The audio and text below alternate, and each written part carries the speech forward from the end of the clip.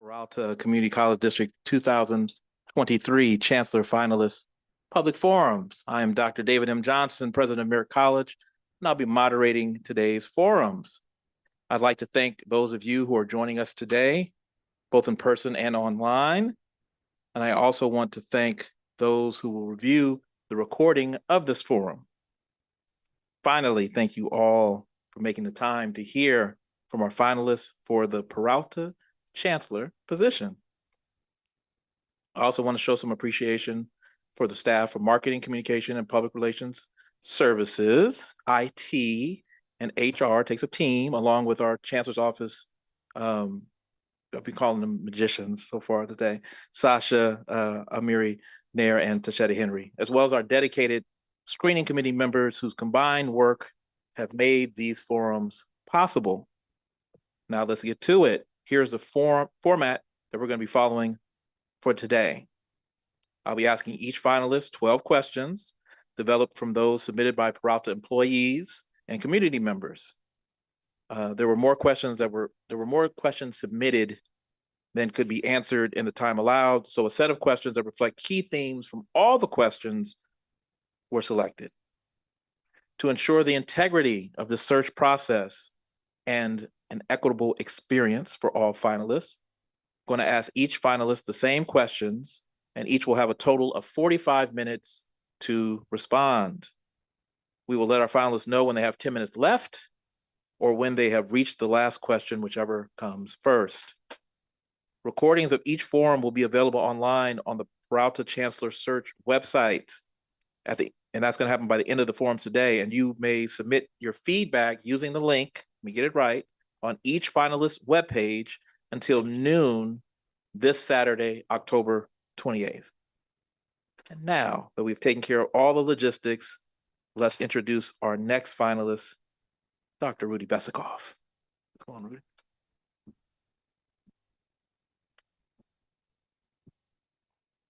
Good afternoon, Dr. Besikof. Thank you for joining us today. So we're looking forward to getting to know you a little bit better. So we're going to move right into the questions that were developed by the Peralta stakeholders. So the first question: of all the community college districts in the state of California, why do you want to be Chancellor of Peralta? Thank you. Good afternoon, everyone. I'm so honored to be here today to speak to everyone about this great opportunity. I think the immediate answer I would give to this question is kind of a look at my body of work question. And it has to do with my unwavering commitment to this great district. Now, as I enter my 6th year in leadership here in the Peralta Community College District, I began in 2018 as the Vice President of Instruction. And in 2020, I became the president also at Laney College. During that time, my leadership story has certainly evolved. We've come together through a number of incredible circumstances.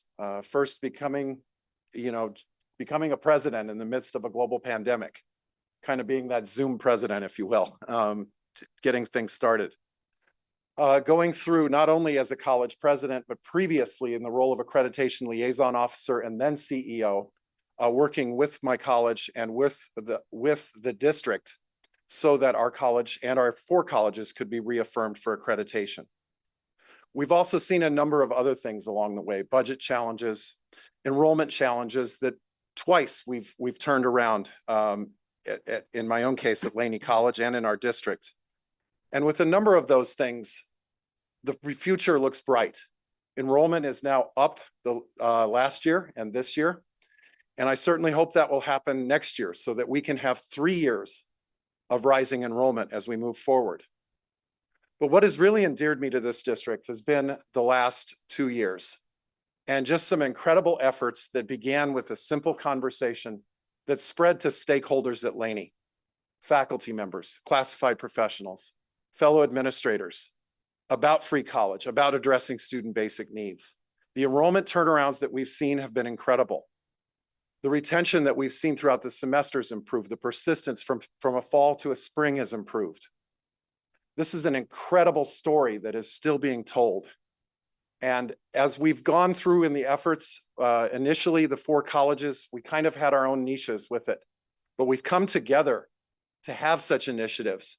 And the future is exciting. And I want to be part of that exciting future as the Peralta Community College District's chancellor. Okay. So how would faculty and classified leaders at the colleges where you have served in leadership roles describe your management style? Well, the first thing I would say is that often when I talk about management or leadership, I go with the plural pronoun. I say we often, because a lot of my work has to do with collaboration. It has to do with empowering others. It has to do with putting students and employees in positions to be successful. You can't do those things unless you listen to people. And I think that's been, you know, it's an obvious lesson, but it's been one of my biggest ones in what's now my 4th year as president. I bring that forward though with an incredible grounding. My time as a teacher began overseas. I learned about other cultures and other ways of thought. It continued teaching in the UC system for 5 years as a full-time instructor. And then really the part where professionally I fell in love was when I began to teach in community colleges. And it was during that time that as I became a full-time faculty member at Long Beach City College, I was introduced to the Faculty Senate or the Academic Senate. And I began to understand AB 1725 and participatory governance. You know, there's a book out there by Peter Northouse that has 15 different styles of leadership. And I have to say, I have different styles, but it's always grounded in the spirit and the intention of participatory governance. And what I love about Peralta is that where other districts will stop and say it's just about the advice of faculty. Here, it's really about the collective recommendations that come forward through our governance committees, that go to our presidents, that go to our chancellors. And just seeing that happen and being inclusive of students, and it's been amazing at Laney. We have students on almost every committee, classified professionals who are so engaged, and faculty and administrators. I would say that that has fed directly into my leadership style of collaboration.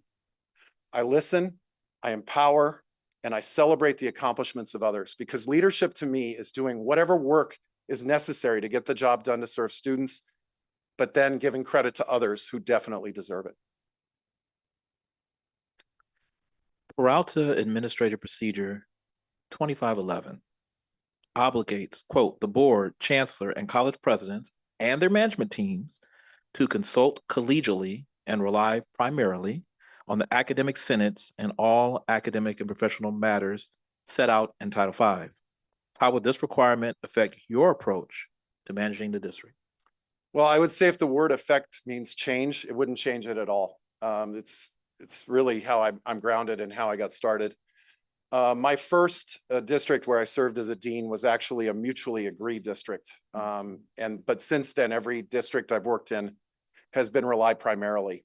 And one of the greatest microcosms of that to show my leadership has been basically the approval of our strategic enrollment management plan, our institutional self-evaluation report, or ISER, the revisit of our strategic goals and objectives. And that was something that came through the voices of my college community as we were revisiting and reworking our educational master plan. All of those things came through governance. All of those things, I sought out the advice of my colleagues throughout my college. And in the case, for example, of our accreditation report, there was literally a hitting of the brakes and a reworking of about 10% of the report based on the feedback that came from the faculty senate. And then on the standard that related to professional development, there were modifications made based on the advice of the classified senate. This is really a good example of, as things go through governance, how I take recommendations seriously as a leader.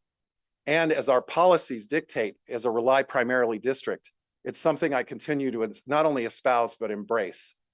And in instances in which I did not accept recommendations completely, what I've always done as a matter of policy and also as a matter of integrity is I've returned those recommendations in writing with modifications that had to be made.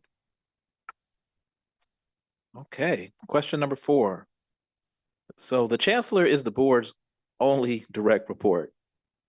How would you balance input received from district constituent groups and voters and local organizations with the perspectives of trustees and the information you provide to them? So and I'll just speak to myself first as the board's one employee. You know, over the past few years, I know you've heard me make reports twice a month and tell the stories of my college and things that are happening. And of course, becoming the chancellor, the communication dynamic is completely different. And not only different, but more profound. I think what needs to happen first is really getting to know each of the trustees. And just the studying I've done in preparation for this process has really been informative, and I've appreciated it. But really understanding not so much them, but the voters that they represent and what their needs are and where they're coming from. I think that's something that's critical in that conversation.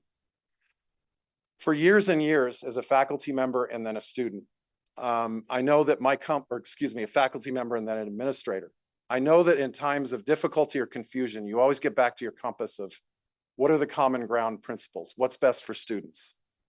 I think in a lot of ways in communicating with board members and learning about board members and getting to know them as their one employee, I think that the people they represent would be the ones that I always would find coming back to as my compass and trying to understand that. In the same way, I think on the other end is you have people within the Peralta community, students, faculty members, staff, administrators. There is, again, that common grounding, that common denominator of student. And I guess my approach would be to look at times when perhaps what the voters are saying or what the constituents say, and then also what the district community says, the 4 colleges in the district. Looking at what times when there's a common denominator and acknowledging it, but then also looking at times when there are differences and making sure that both sides understand the context of the other. Peralta has faced instability and staffing and leadership throughout the district. In addition, we have a number of administrators who've been appointed to acting and interim positions, some of which have extended past standard ed code allowances. How would you address these issues? So as a community college leader, I kind of exist within a rectangle, if you will, and there are 4 edges to it. One edge is ed code, one edge is Title V, one edge is board policy and administrative procedure, and then the final one is our collectively bargained contracts. If the first thing I would say in answer to this question is if there is something that is outside of ed code, that would need to be addressed immediately. That's something that would have to be handled, because as an administrator, when there are moments when one of those 4 edges is not complied with, that's something that as an administrator, the responsibility is to bring it into compliance. That's something that I would certainly look at. However, at the same time, as we look at the positions that are here, I think it's also important to consider what is best for the district and what is best for the colleges moving forward. Does it make sense to inadvertently end one interim position and appoint another interim employee while you look for a permanent position? Probably not. So I think it's very important, and in doing this, I would be very communicative to talk about a transition plan to move toward permanent employees. And as a district and as one that is, you know, that is subject to standards of the Accrediting Commission of Community and Junior Colleges, one issue that does come up are interim and acting positions. And certainly compliance is something, as a chancellor, is something that I would chase. Okay. Question 6. Being the chancellor means that you will have to make many difficult decisions. In dealing with such situations, how have you ensured that different constituency groups felt appropriately consulted and heard, particularly when they disagree with your decision? And in retrospect, are there any times when you could have done anything differently?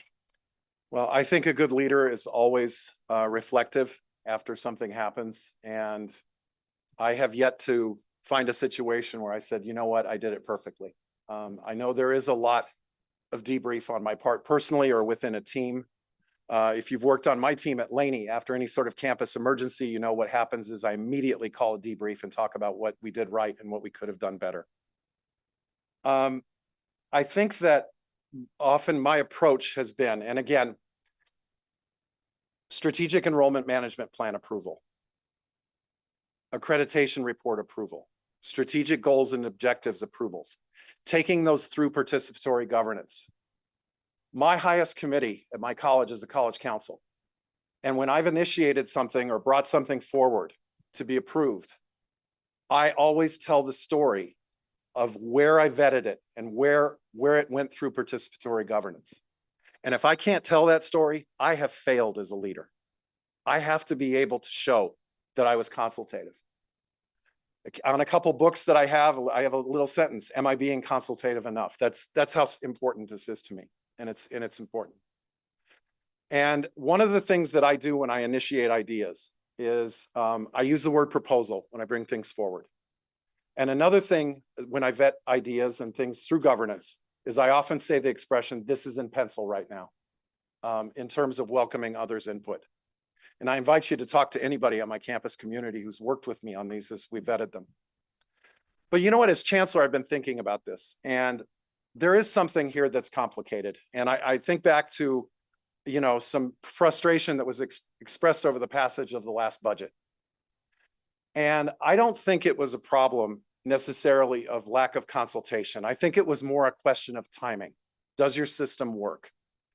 And as chancellor, what I would do, for example, for the next budget go round, is I would use the fall semester to assess college needs and do essentially a program review so the colleges and the district tell the chancellor's office what the needs are. How many classes do we need taught? How many staff do we need? Essentially a program review.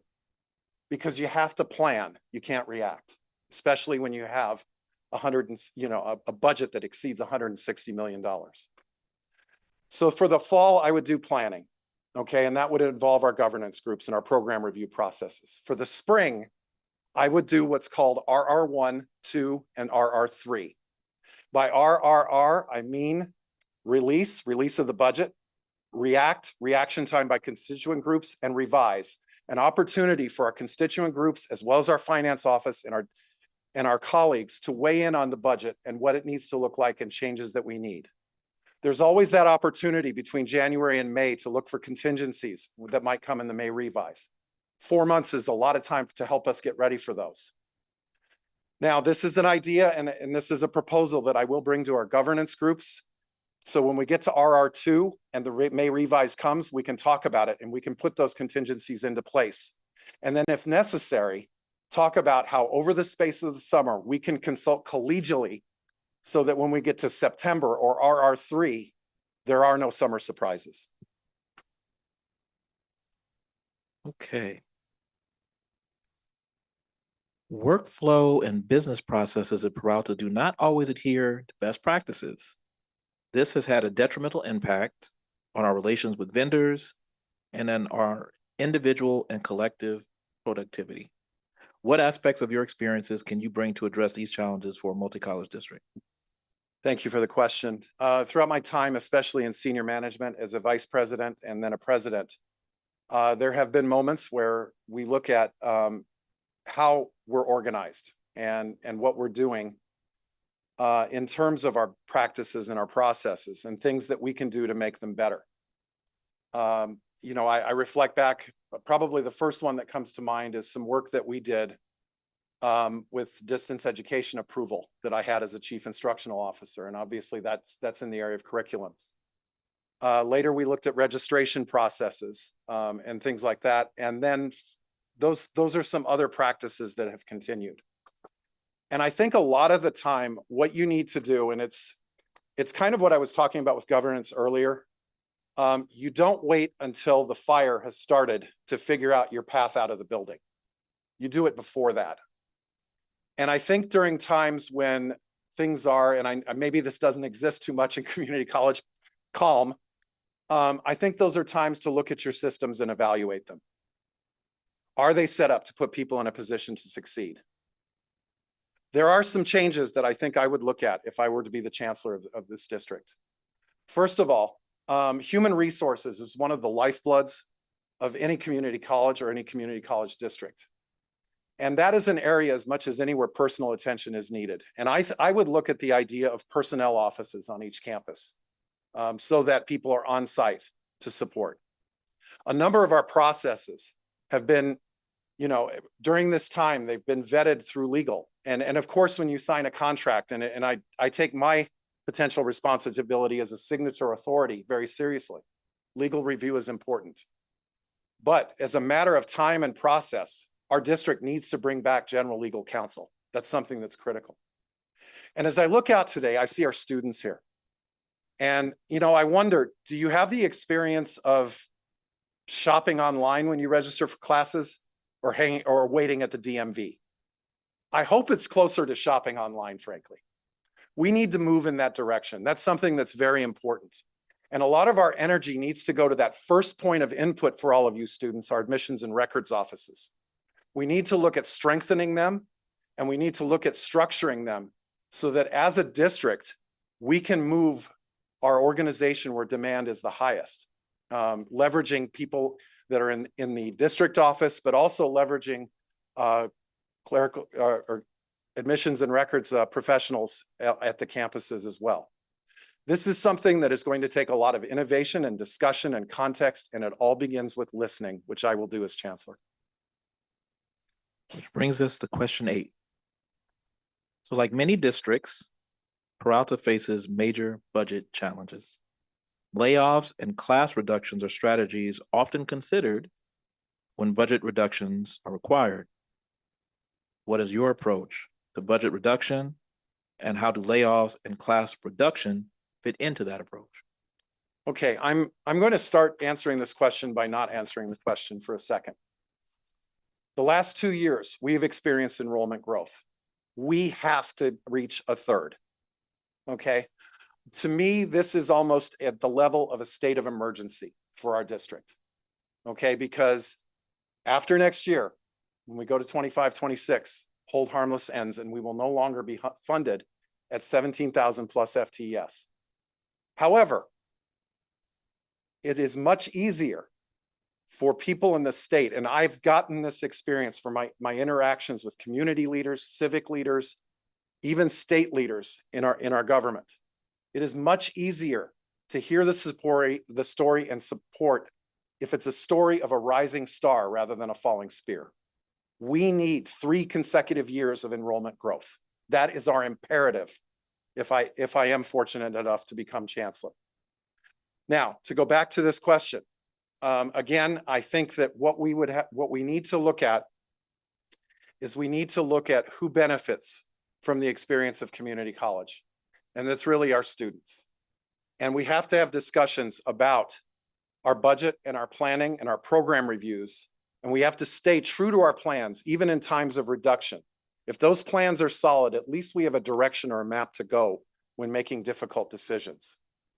It is also something that, as again, thinking about those 4 parts of the rectangle, I would look at our programs and by supporting them, at least over the next 2 years, as much as we can get data to tell us the viability of programs and how they need to be supported. And I think that's something that we would look at first. And then if it got to a greater issue of layoffs, there is, of course, the discussion and the need to confer with our collective bargaining units as we discuss those. But again, we start with our plans and how we best serve our students and how we move forward. Professional development is at the forefront of classified professionals' concerns, and yet a comprehensive professional development system for this group has not yet been institutionalized in our district. What would you envision for Peralta's classified professional development? Well, I would like to go ahead and draw for a moment on my experience at Laney College. And I want to talk to you about 2 of the happiest days that I had as a president. One of them was last spring on Flex Day. And then the other one was last week on Flex Day. And the reason I say that is that while I stood off stage, faculty and classified leaders were on stage together talking about the day's professional development. That was a moment that gave me pause and a smile. It really did. It made me think back to the approach that's been developed since I joined Laney, where, for example, when as administrators, we have dean's meetings. We don't have division meetings. We have whole college dean's meetings. We have admin services, student services, instruction come together. So my first answer to that question is, I would like to take a one district approach to professional development. But in doing so, I have to recognize that there is some catch-up work to be done, especially for classified professionals. The way our community college system is built, districts are beholden to turn over to the state reports on the faculty professional development calendar. There is no such requirement for classified professional development or even administrator professional development for that matter. But we need to bring that same level of urgency that comes with the mandate of reporting to all of our employees. And that's something that is very important. Now, to catch up, one of the things that I recognized as president was that Laney College needed help. So when our classified leadership came to me and asked that we invest or we commit to become an investor in the Caring Campus Initiative for classified professional development, I think our classified Senate president didn't even have to finish the question before I said yes. I think that's something that's very important. You know, professional development is something that's really exciting to me. My teaching background, if you looked at English as a second language and English, yes, they're there. But the other things that have been exciting are teaching leadership and preparing instructors to enter the classroom as an applied linguistics instructor at the graduate level. So preparing and training people has always been something that's exciting. And you might be saying, okay, Rudy, big deal. You've taught a class or two. Well, beyond that, during my time in the Yuba Community College District, I actually designed for the chancellor something called the L Plus program, the Leadership Plus program, which was a grow your own professionals program for the entire district. And it was amazing that that chancellor entrusted me, a dean at the time and a rookie dean at that, after having heard my experience, to do that. And it was something where leadership cohorts of employees, not classified, employees would come through and they would have the opportunity to state their own goal. Do I want to grow in my own job or do I want to advance? All of those possibilities were there through one-on-one mentorship and all of the personal attention that I find is so great when it comes to higher education. So I think professional development and the Professional Development Learning Center is an exciting possibility. It's an opportunity for us to ground professional development in diversity, equity, and inclusion and social justice, and to do a number of those things. It's a time for us to really help us do things for our students that promote DEI SJ. For example, one of the things that we are investing in that's helping students, especially first-generation college students, is dual enrollment.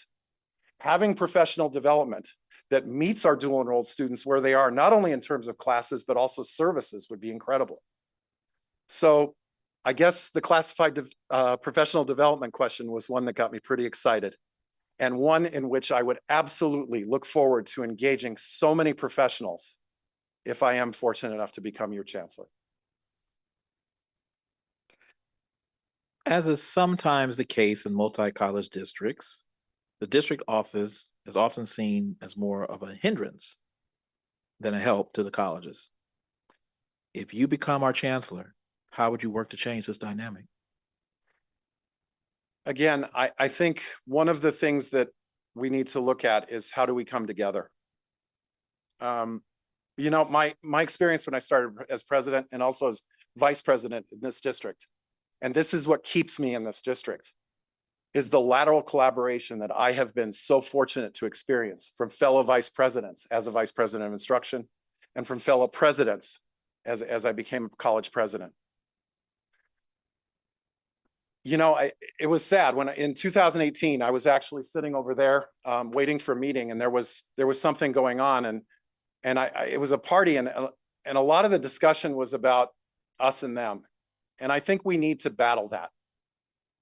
And I say we need to battle that for the benefit of our students, and let me tell you why.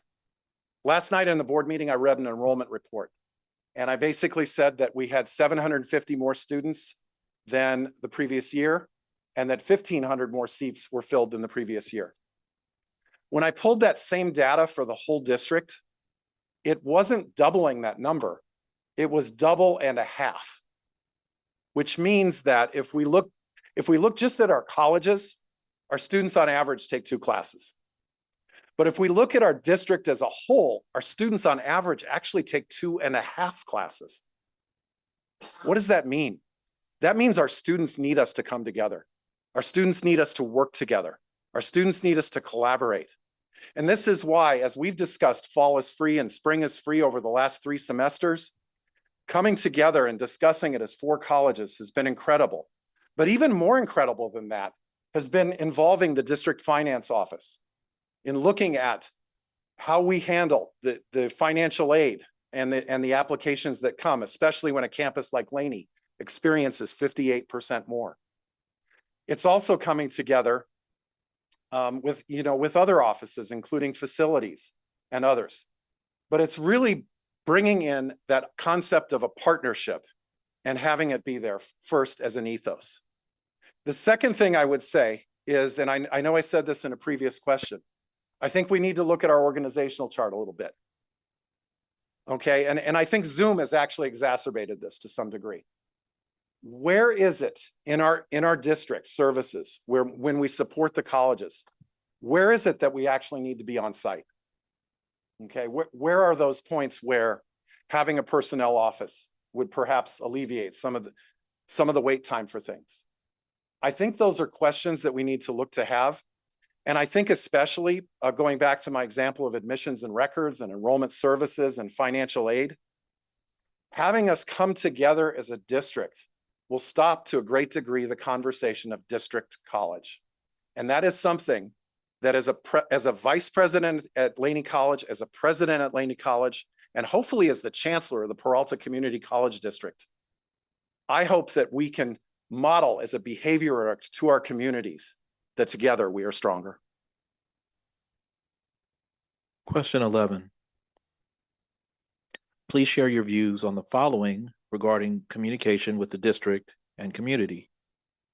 A, the role of the chancellor in ensuring transparency and public information. B, the role of student media at Peralta Community College District. And C, what an ideal relationship with student media and other reporters should be. Okay, I'm actually going to take you back to 2009. When I was working on my dissertation, I actually went to a community college in another state that was a collection of actually 3 colleges it was 1 college, 3 campuses. So it was a kind of a multi-college situation in some ways. And it was actually a foundation board meeting. And what happened in that meeting was that members of the foundation board, donors in the community, people interested in seeking donors, were asking questions and then stating their perceptions of an issue.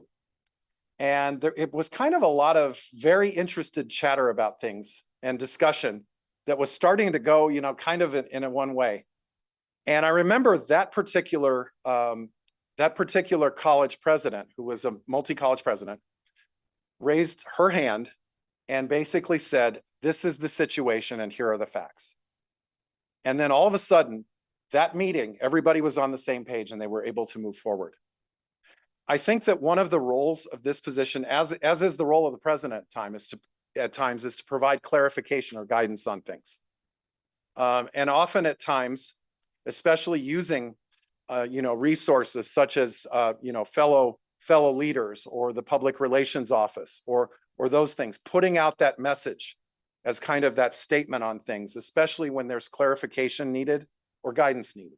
So I think that's something that's very important.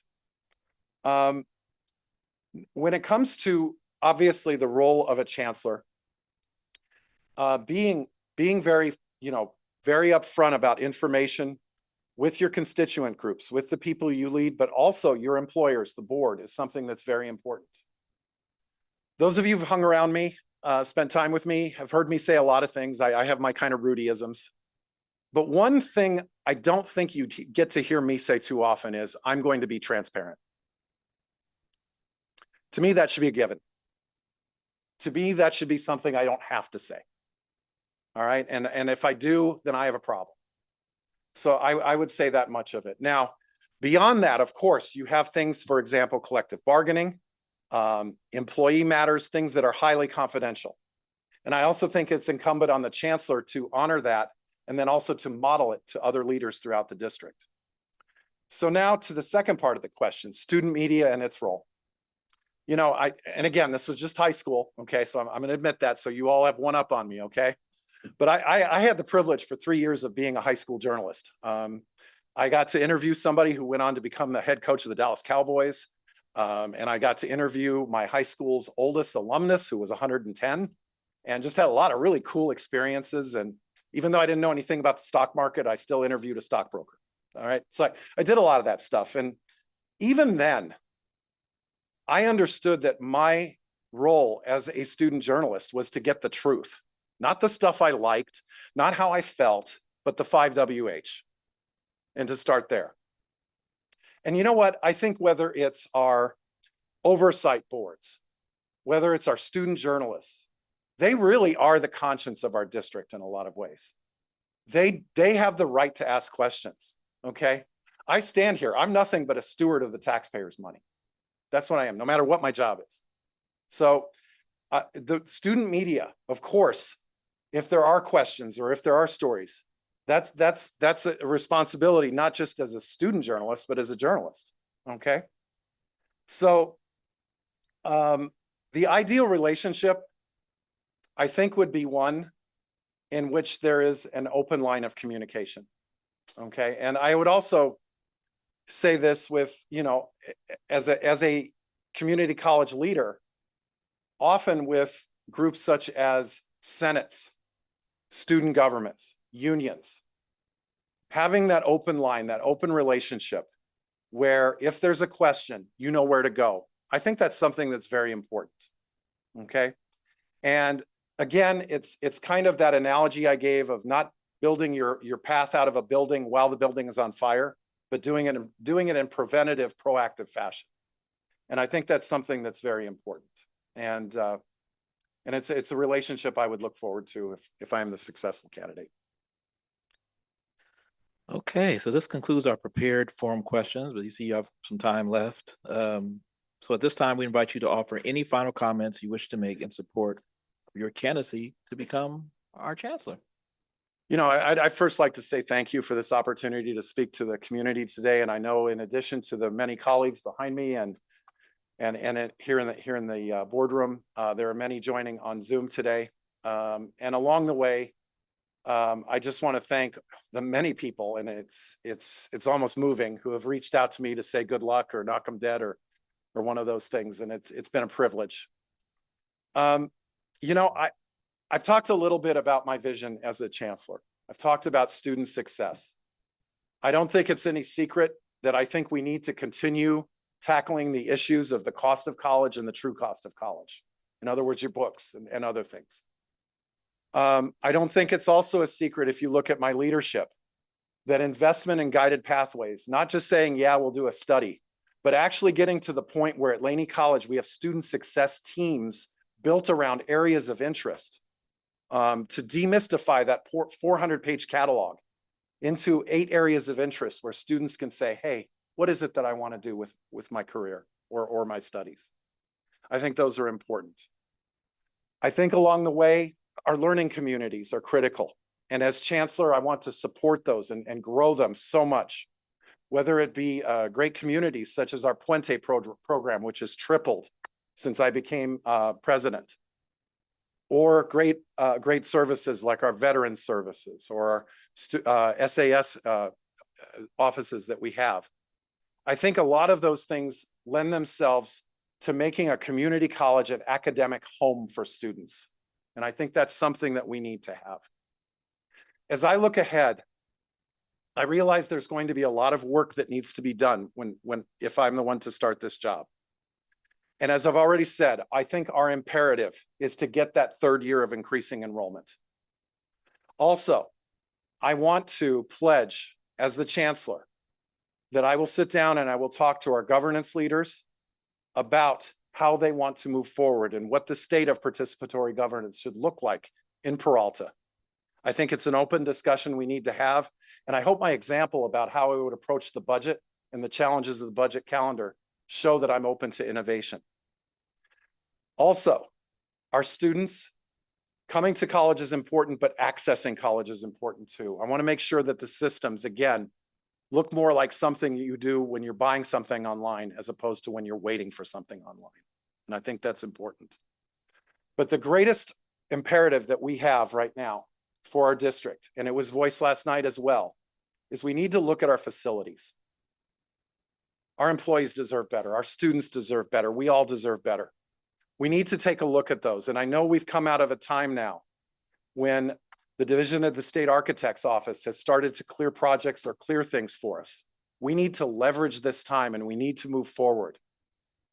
Facilities projects need to, all of them, have a date of completion and an update to that date of completion. They need punch lists where people go and they view the sites to make sure that they're built the way they need to be built. Bugs or building user groups need to be critical and need to include students as we move into our new facilities. We have to get to a point where with our facilities, that when we're making repairs and we're making changes and we're updating, that it's equivalent to an oil change and not replacing a transmission. And I think those are things that we need to move forward. And those are the immediate things that I would chase really in my first days as a chancellor. I also want something else. And I got excited talking about professional development.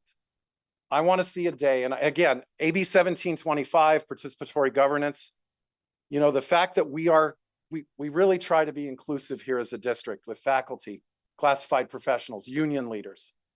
I want to see that happen, and I want to look at the effectiveness of it. I think there's an opportunity here before us to really make it flourish, especially as a rely primarily district. And what I hope for with professional development moving forward as well is that our employees tell the story of working in Peralta that is such that there is an article released that the Peralta Community Colleges was listed as a district that employees want to work for. This is an exciting time. We have so much ahead, and there's so much that I can offer, hopefully, in a collaborative fashion as your chancellor. But in closing, I'd like to just offer one thing that you may not know about me.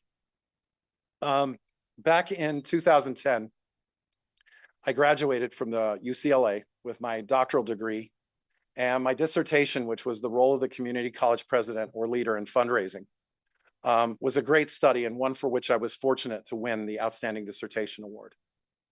But I haven't let that sit on the shelf. Since then, I've become, in previous districts, I was on foundation boards essentially as a resource. At Laney College, we have boosted employee giving, something that's incredible, from a $30,000 base for the President's Emergency Scholarship Fund to now north of $50,000. And that doesn't even speak to other fundraising resources, such as the great fundraising that's been done by machine technology faculty. As we move forward as a district, this is an area where I feel we need to grow. We need to strengthen our district foundation, but we need to trust the colleges, not just with scheduling, not just with resources, but also with fundraising. Our presidents need to be the living logos of their colleges, and they need to be supported in ways to fundraise and to build that friend-raising base that they need to.